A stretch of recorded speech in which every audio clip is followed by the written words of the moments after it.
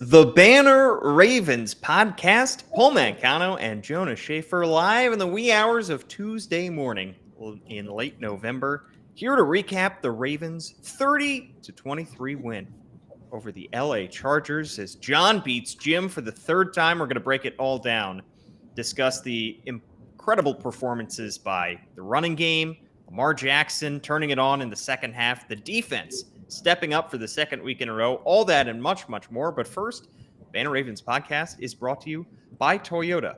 Toyota has been building a legacy of excellence for years, from developing hybrid technology to upping the standards of safety and efficiency. Toyota is always innovating, always making progress. And with a superior lineup of in-stock SUVs, including the adventure-ready RAV4 and capable, affordable Corolla Cross, you can experience the legacy of Toyota for yourself. Visit buyatoyota.com, the official website for deals, to find out more. Toyota, let's go places. All right, Jonas, Ravens come out on top by a touchdown in LA. You are out there. You get a little bit more sleep than I do tonight because it's still Monday night for you, whereas it is Tuesday for me. What a game, though. I might not be able to sleep after this one because this was a thrilling win for the Baltimore Ravens as the older brother gets the younger brother for the third time in their respective NFL careers. Do we think that John Harbaugh has older brother energy, though?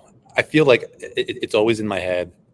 I always have to remind myself that John is, in fact, the older one, because everything Jim does is like very like older brother coded, for lack of a better word. It's like he's going to be the one making the cringy jokes. He's going to be the one with like the less cool fashion sense. I always have to remind myself that, in fact, John is the older one. But hey, older bro got the dub tonight, 3-0. Obviously, this is I see it the other way. Win, but still. Yeah, I mean, I see it the other way around, though, because I think everything that Jim does, except for the fashion sense, is kind of a look at me. I mean, he makes, he says weirder things in the media that get more attention. He goes crazier on the sideline, whereas John seems calm, cool, and collected. He doesn't like to make waves. And Jim makes more rash decisions. He bounces around more. John is stuck with the same team for so long. That's the vibe I get from them.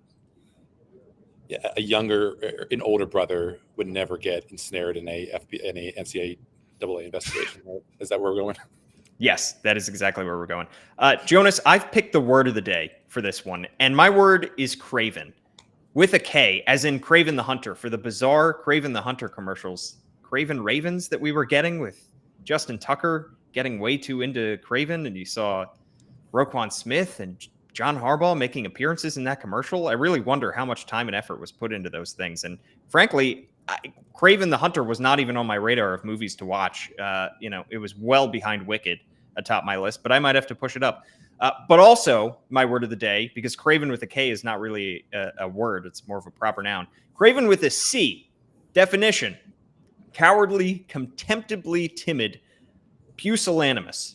Language of origin, Middle English, 1175 to 1225, first usage. And I picked this word because this is exactly what the Ravens and John Harbaugh were not tonight. They were not craven. They were bold. They were brash. They were courageous.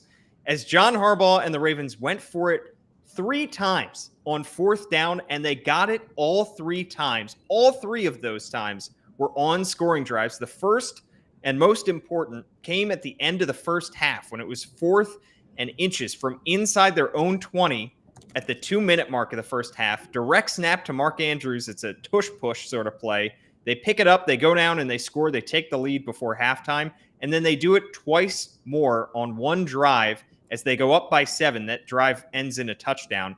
Jonas, this game was won by Lamar Jackson. It was won by Derrick Henry. It was won by a lot of unsung heroes. But John Harbaugh, in a game against his brother, made an incredible impact on this game.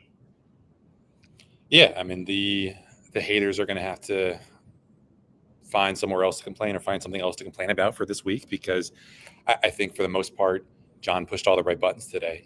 Just putting your faith in your team in certain spots that we expected, certain spots that we definitely did not. I think the tush push, the direct snap was like the weirdest in terms of just how nakedly aggressive it was. From James Hensley's tweet citing ESPN stats and info, no team had converted a fourth down as deep as their own 16-yard line in the first half of a game since the 2012 Rams, and they did it on a fake punt. So I think there was a sense for maybe how easily the Chargers were kind of moving the ball up and down the field, that the Ravens would need all the possession that they could get, all the points that they could get. Obviously, I think if you want to look at it in the big picture, that bet didn't necessarily pay off, because I think the only real touchdown drive that they allowed in the second half was the kind of BS late game one, right? I guess they had the field goal by Dicker, and then the Gus Edwards 1-yard run when the Ravens just couldn't stop fouling the Chargers. So they needed to be where they were. It helps to have Derrick Henry to be the guy who's just delivering stiff arms on those two fourth and short conversions in the second half. Those were just only a very select amount of people on this walking this earth could make those kind of plays. There's one. It definitely wasn't the intention for I think Derrick to bounce those as aggressively wide as he did, but he got both of them, and the Ravens needed both of them, because there just weren't a lot of plays tonight. I mean, 60 on offense for the Ravens, 60 on offense for the Chargers. That's not a very big sample size. So you need to make the most of the possessions that you got. And after that first quarter where the Ravens were MIA, I mean, to score 30 points on this Chargers defense, they hadn't allowed, I think, more than 27 in a game all season, despite basically going into governmental hiding for that first quarter. Really, really impressive, and just a reminder of what this offense can do, even when it doesn't have a whole, even though it isn't overflowing with snaps or possessions or whatever. Yeah, it was one of those plays, the first down or the first fourth down that they went for in the first half. If they don't get it, that reeks of desperation. That is a clear sign that this team is out of sorts. But because they got it, and because they came down the field, even after them getting it, it's like, all right, well, they still got to go 80 yards down the field and score the touchdown. And they did just that, to the point where they did it so quickly that they left time on the clock for Justin Herbert to come right back down and allow the Chargers to kick a field goal. But that set up the touchdown drive, because they get a big catch and run from Zay Flowers, and then they get a massive 40-yard touchdown to Rashad Bateman on a play where he was held as well. There was a defensive pass interference that was declined because he caught that ball. Not a whole lot of separation, but he made a phenomenal catch on a ball that was perfectly thrown by Lamar Jackson. Lamar almost went into halftime, I think 2 for his first 6 for 18 yards. If the Ravens don't go for it on that fourth down and the Chargers have the ball for the remainder of the first half, Lamar's first half stat line looks absolutely terrible. Because they come down the field and score, it looked a little bit better, but it was not a great first half for Lamar Jackson. It's just an incredibly gutsy call by John Harbaugh to just put everything on the table and put his belief behind this team. And if there is a team that's built to go for it on fourth and short, 4th and 1, it's probably the Philadelphia Eagles, and then it's the Baltimore Ravens, because they have the dual threat there. Yeah, I mean that drive was a nice and much needed deodorant, I think, for that first half offense, because obviously they got the Lamar had the 10-yard run to cap that run heavy first touchdown drive, but I think we were on the same wavelength, Paul. As they were going into that 4th and 1 direct snap push play, I think at that point Lamar was like 2 for 6 with maybe like 15 to 20 yards.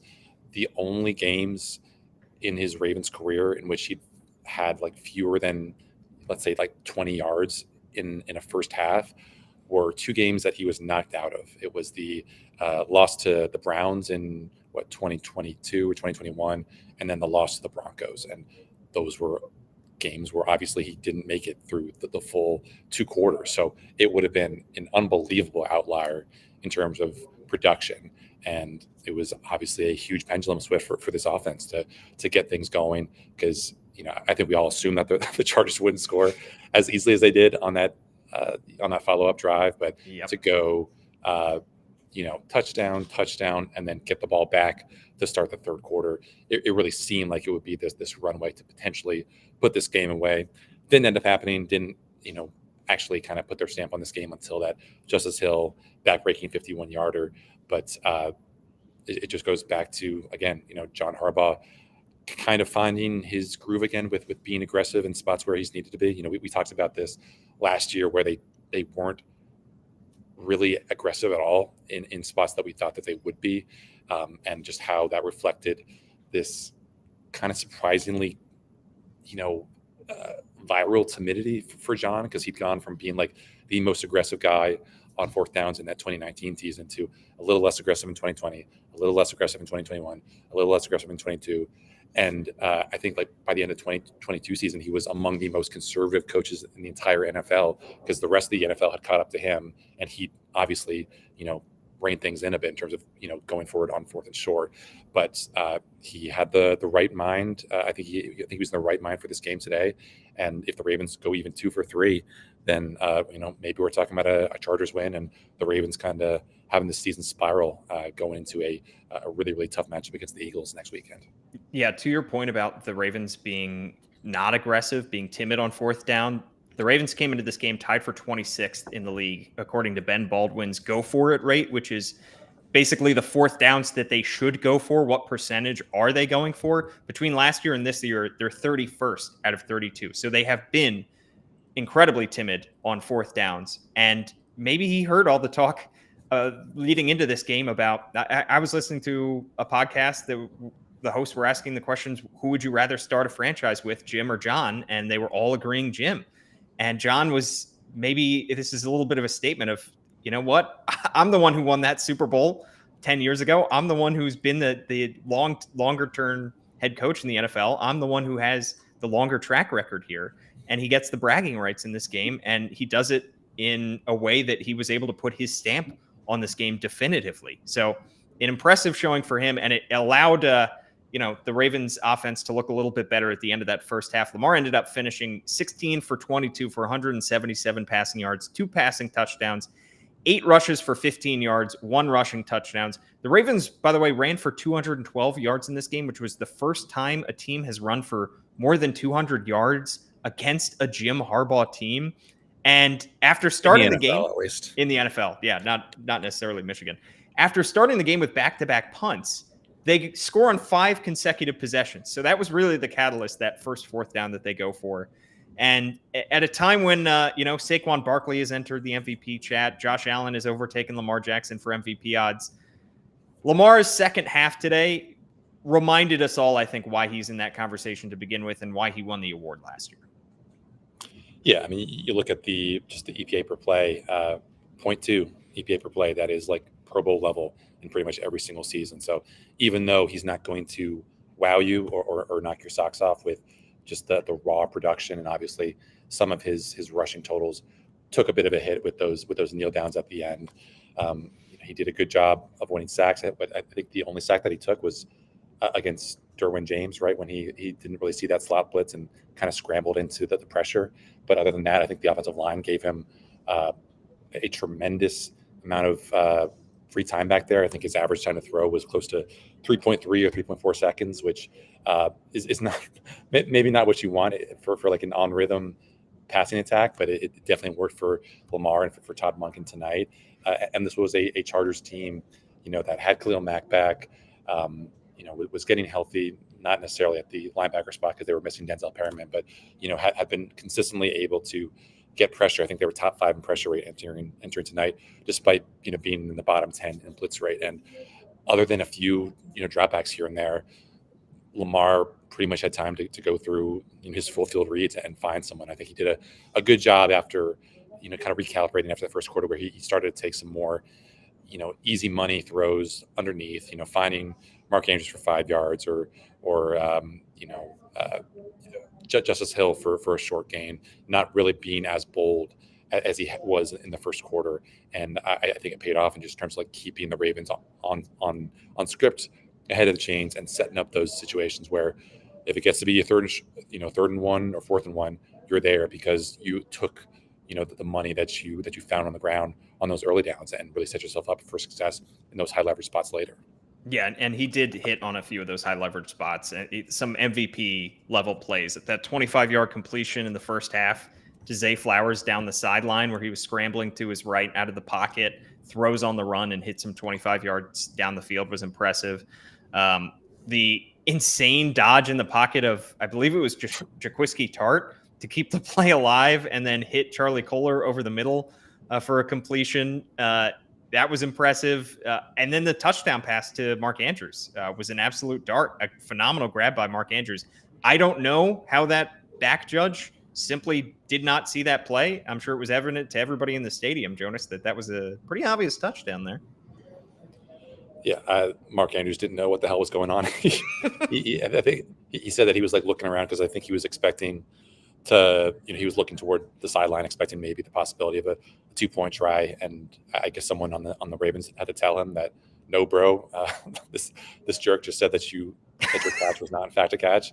But obviously the NFL did what it had to and got that changed around. And Mark Andrews scored another touchdown, which he's been doing a whole lot this season, despite not having these hugely productive games. But I know you said it was the second half for Lamar that was really impressive, but you include the second quarter as well, Paul. 15 for 18, 175 yards, 2 touchdowns, 144.2 passer rating. So that is good stuff, and just the 1 sack too.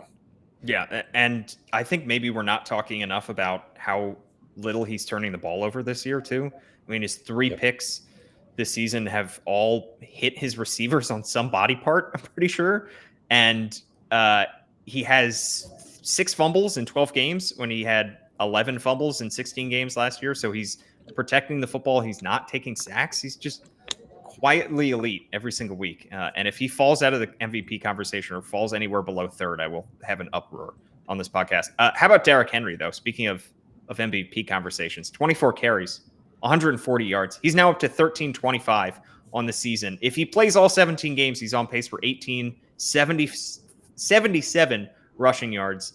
A couple monster stiff arms in this game, Jonas. Time to bring back up your old article in the BaltimoreBanner.com where you can subscribe $1 for 6 months. He came into, when you wrote that article, he had 157 in his career, and I think he had like 6 more tonight.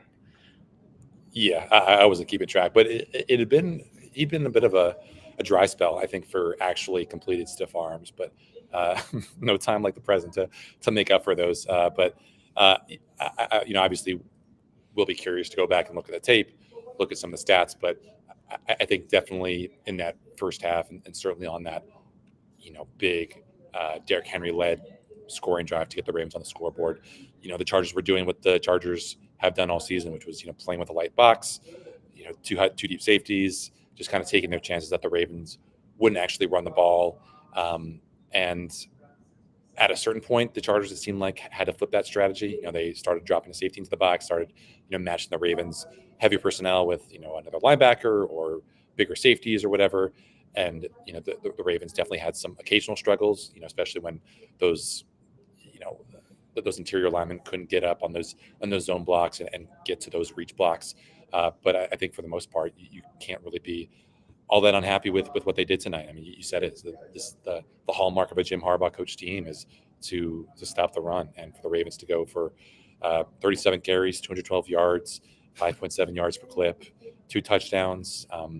And obviously the Justice Hill 51-yarder does a lot to help juice that average. But you also, that's including the 2 kneel downs, which probably would have it closer to 6 yards per clip, 6 yards per carry, if those weren't included. And you also had all the short yardage runs that were successful and would necessarily bring down the average because you weren't necessarily hunting for big plays. Although I think the Ravens did have that 4th and 1 run for Derrick Henry where he broke it off for like a 15 or 20 yard run. So it just, you never, if you're for your defense, you can never take a playoff going against this Ravens rushing attack because it can hit at any time from any place from any player. Yeah, curious decision to keep the boxes light and to not play the run against this team. It just feels like if there's going to be any team that you're going to want to stop the run for, it's going to be the Ravens. It felt like the Ravens were passing a little too much in the early goings on those first couple drives that ended in punts, and that also explained the huge discrepancy in time of possession. The Ravens actually finished this game holding the ball a little bit more than the Chargers, but through the first quarter and a half, it was like I think the Chargers had the ball for 14 minutes. Ravens had the ball for 4 in the first 18 minutes of the game. Yeah, this is the whole flow of this game was weird because I thought that joking with Gianna that this is going to be a long game for the Ravens. When they went down 10-0, I was like, well, it's not actually going to be a long night for us because if these teams just keep running the ball, we're going to be out of here in like 2 hours. But finally we got some passes, and that fourth quarter just dragged on for freaking ever because, of course, what is a Ravens primetime game without a little bit of window dressing, like a fourth quarter comeback. But Isaiah Likely, shout out to him, didn't have a catch, I think, tonight. We should also say that Charlie Kohler, who did have a catch, fellow tight end, had his arm in a cast or a soft cast or some kind of wrap, and had an arm sling. So I don't know. I would expect that he's probably not going to be available for the Eagles game. But obviously that's a position where the Ravens are kind of well situated to withstand some losses, because you can get big with Howard Card, and you have obviously the nice duo of Mark Andrews and Isaiah Likely to tide you over in the pass catching department. Yeah, just a bummer for Charlie Kohler, who's had a quietly very nice season. Didn't get the tush push. That went to Mark Andrews, even though Kohler's been the tush push guy this season. All right, on defense. Has Zach Orr figured this thing out, Jonas? It took quite a while, but we're starting to see the defense play a whole lot better in these last 2 weeks than they played through the first 10 weeks of the season. After allowing just 18 points to the Steelers last week when they did not allow a touchdown, only 23 points allowed to the Chargers this week. And one of those, I don't know if you can call it a garbage time touchdown, but that took the Chargers a lot of time to come down the field, score that touchdown to make it a 1 touchdown game in this one. I thought in a lot of ways this was just as strong a performance this week as the one that they had last week. 285 total yards allowed. That's the third lowest total this season. Justin Herbert went 21 for 36, but just 6.1 yards per attempt. He was sacked 4 times. This is a team that was without Roquan Smith, and they got big production from the linebackers who stepped up in Roquan's absence, in particular, Malik Harrison. Yeah, I'm so happy for Malik. I'm an admitted stan of Malik. I just love the kind of versatility that he brings, the selflessness that he brings. I think back to that Ravens win in San Francisco last year, where John Harbaugh spotlighted him as a very, very important player going into that one, because when you go against San Francisco, they're going to be lining up with a lot of 12 personnel, 21 personnel, force you to kind of match their physicality in the run game, and then hope that you have enough in the pass game to stop all those options. And the Ravens didn't have exactly a banner day in the run game that day. Christian McCaffrey had a couple nice runs, but Malik Harrison is the guy who came into the NFL, as a highly touted off-ball linebacker. His tape at Ohio State was flashy because he could rush the passer, he could deliver huge hits, was surprisingly mobile for a guy his size. But over his career in Baltimore, he's turned into a guy who more often than not is going to be lining up as that edge setting, run stuffing outside linebacker, that edge guy. And it was just totally bizarre, to see him bouncing back and forth between plays. Sometimes he was going to be the edge setter, and then depending on what personnel the Chargers rolled with, or what the time what the down and distance was, he was dropping back into that off-ball linebacker spot next to whether it was Christian Welch or Trenton Simpson or Chris Board. And then, oh, by the way, he played like 23 special team snaps. And I think probably it's a safe bet that no one, at least on defense, played more snaps than he did today. And that's the Ravens needed that kind of effort, because as Zach Orr told us on Friday, like you don't replace Roquan Smith with one person. It has to be by committee. And I truthfully did not expect Christian Welch to be part of that committee, but there he was starting the game for the Ravens at inside linebacker next to Trenton Simpson. But just shout out to Malik. I think he finished with a career high tying 12 tackles, got a game ball, laid a couple bruising, thunderous hits on the Chargers in the open field, and I think just was the kind of play like a Raven prototype that this defense, I think, has sorely lacked at times this season. Yeah, they gave him another tackle at the end there. So 13 total tackles, 7 solo tackles, 1 tackle for loss from Malik Harrison.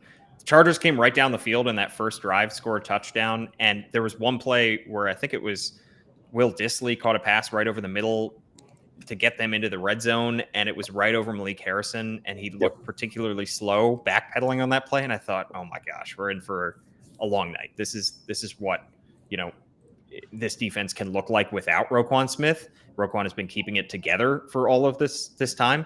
What did you think of also the linebacker? It's kind of what we had heard from the coaches this week, that there was going to be no one guy to replace Roquan Smith, who suffered that hamstring strain last week against the Steelers. But it really was like linebacker by committee. I mean, we've seen Trenton Simpson leave the field occasionally this year. He hasn't been an every down linebacker.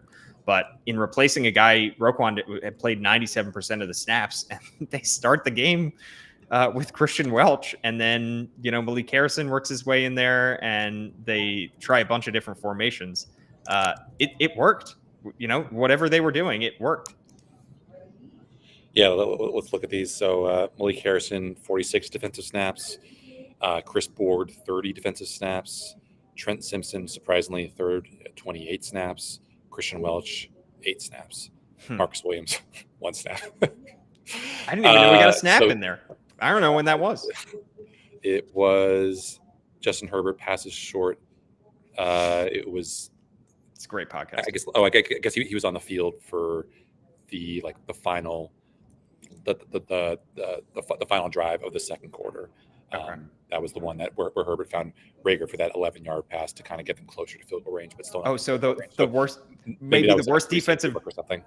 Maybe the worst defensive drive of the game, the 24 seconds where the Chargers come right down the field and kick the field goal. They didn't throw his way. That one snap. Wow. All right. The defensive backs, though, this week, mere days ago, the Ravens parted ways with one of their defensive backs. They cut Eddie Jackson after a tumultuous time in Baltimore. They signed him right before the season started as their third safety. And then he started in the middle of the season. And wow, we could write a book about the 11 games that Eddie Jackson spent in Baltimore. But they're already shorthanded in terms of the defensive backfield. But they figured it out. I saw a little Jalen Armour-Davis got some time in there at cornerback. You saw Nate Wiggins flashy at times, some good, some bad, which is what you expect from a 21-year-old rookie. But it looked like the defense took a step forward. I mean, we asked this question a few days ago in our preview podcast, but are you buying it? Are you buying this improvement?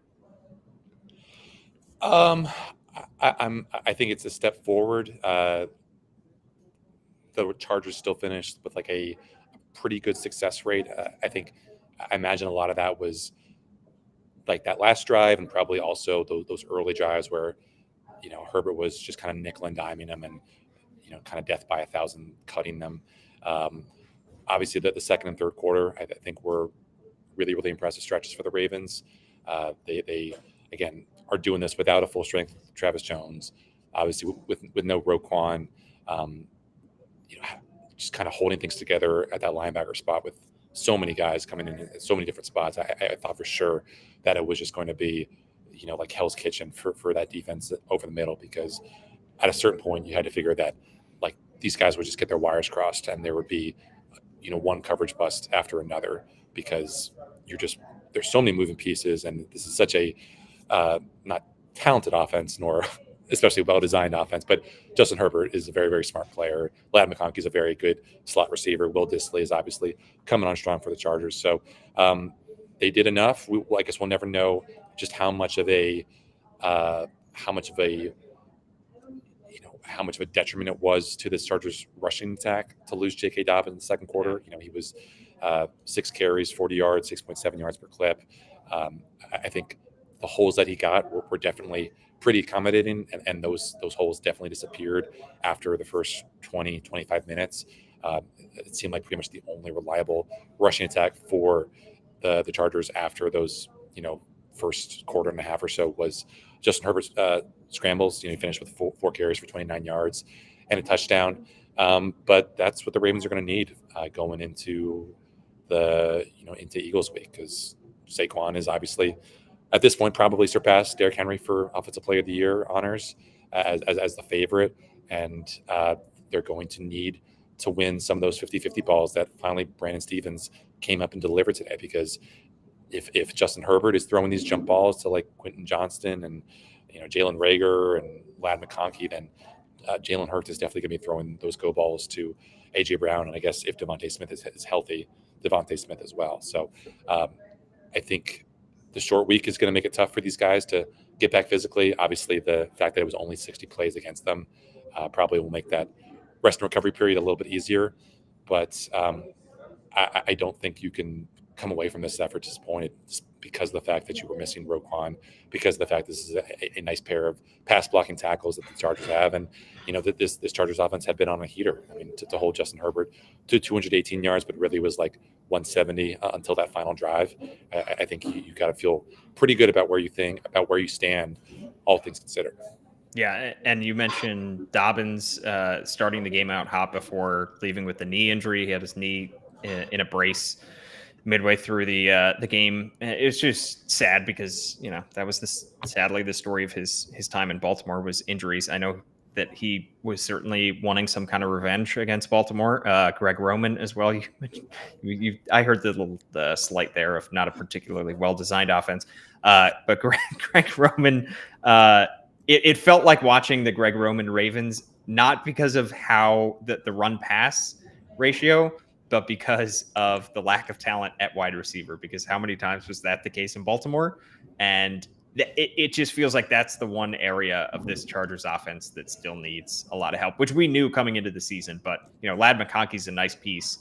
Will Dissly's okay. But, how many snaps did Jalen freaking Reagor play in this game? They still need, Justin Herbert can't do it all by himself. And once they lost Dobbins, it was like, all right, you got Gus Edwards, who also probably wanted some kind of revenge, who had the touchdown late, but he also had 9 carries for 11 yards. Just not a great day for revenge for Dobbins, for Edwards, for Greg Roman, and Bradley Bozeman also racked up a holding penalty in this one. So not great all around. The Ravens thwarted some revenge efforts there. Yeah, and for the big picture look at the defense, obviously, there's damn lies and statistics, and you can pretty much, depending on what you're looking for and the inputs that you put in, you can kind of find any stat that supports your argument. But with all that being said, weeks 1 through 8, Ravens were 26th in the NFL in EPA per play over the past 4 weeks. So since week 9, they are 11th. And if you have a top 12-ish, top 15-ish defense, and you pair that with this offense that when it's humming can be like a Death Star out there, that is absolutely good enough to beat any team.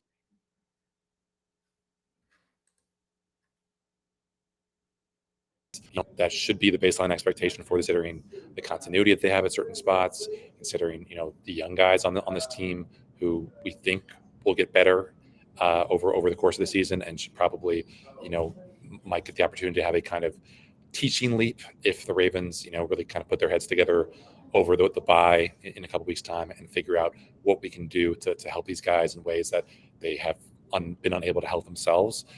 That's the recipe for a really, really, really good team. Yeah, I mean, and this game was so important for a lot of reasons. I know it's not as important as, say, the Steelers game last week because of division stats and division rankings, but the Ravens came into this game with a chance to take advantage of that ugly Pittsburgh loss on Thursday night. They came in 1 game back of the Steelers in the division. 8-4 just looks a whole lot better than 7-5. And facing the Eagles next week, they face the Steelers again, and they face the Texans on Christmas. You just give yourself a little bit more margin for error. And I think New York Times playoff picture has them now as a 65% chance of winning the division. Pretty good. Yeah, and I think that accounts for the schedule. Obviously, the Ravens' schedule is tough, but not as tough as the Steelers, because they have to face all those division teams. They obviously have to get the Chiefs, who maybe aren't as strong as we thought they were. But you could say the same thing about the Texans for the Ravens. And I think part of the calculus that goes into that model is like the computers and the nerds and the analytical machines think that the Ravens have a stronger team than the Steelers, despite what Week 11 showed us. So that could change in a moment's notice. If the Ravens get stomped by the Eagles, which is a possibility based on what we're seeing from this Eagles team, then maybe there's a huge recalibration, and all of a sudden the Steelers go back to being the favorites. But I still think that despite being a half game back of Pittsburgh or whatever the deficit is right now, I do think you have to feel pretty good, because like if you can handle Justin Herbert, knock on wood, like you should be able to handle that rematch against Jameis Winston, right? You would think, you would certainly think, and yet they couldn't handle it the first time. So you never know. Maybe Daniel Jones. I don't know. They could sign somebody else, or maybe Daniel Jones will be a Raven by the end of the week. If they sign them tomorrow while I'm flying across emergency the podcast, I give you permission to do an emergency solo podcast. Solo podcast, 2 hours. It'll be the longest episode. You know how much I love backup quarterbacks, Jonas. I've tried to talk Josh Johnson all season. You have refused to talk with Josh Johnson with me. You can just do a play-by-play recitation of the time that he handed Lamar his only loss to an NFC team. I can. Did you see what he did there when he threw that check down to Daniel Bellinger? Holy shit! All right. Well, we will be back before the end of the week. We'll be back on Black Friday to preview the Ravens game against the Philadelphia Eagles. Another big-time matchup. That's a 4:25 start. So we're gonna not be podcasting. We got our fourth game of the year. Yeah. But we are not going to be. We'll be chowing down on food and not talking to each other at all. No, I think I'll shoot you some text, Jonas, during the Thursday games. Won't that be nice? That'd be nice. We will have a preview of the Eagles on Friday.